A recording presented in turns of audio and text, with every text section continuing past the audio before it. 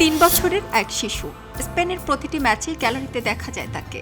শিশুটি স্পেনের তরুণ তারকা লামিন ইয়ামালের ছোট্ট ভাই কেন।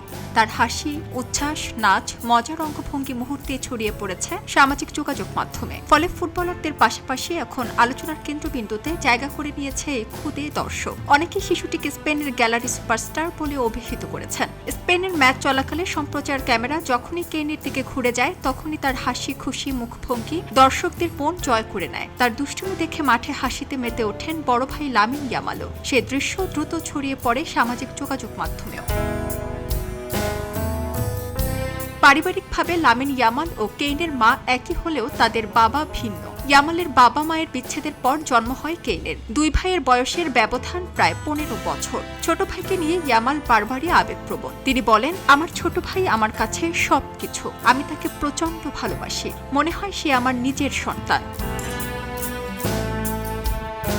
2022 সালের সেপ্টেম্বরে জন্ম নেওয়া কেন এখনো শৈশবের আনন্দে মেতে থাকলেও ইতিমধ্যে বিশ্বজুড়ে পরিচিত মুখে পরিণত হয়েছে। অন্যদিকে বিশ্ব ফুটবলের নতুন সুপারস্টার হিসেবে নিজেকে প্রতিষ্ঠিত করেছেন লামিন ইয়ামাল। একসময় কঠিন আর্থিক বাস্তবতায় বেড়ে ওঠা এই বার্সেলোনার তারকা জানিয়েছেন, এখন সবচেয়ে বেশি আনন্দ পান মায়ের মুখে হাসি দেখতে এবং ছোট ভাইকে সুন্দর শৈশব উপভোগ করতে দেখে।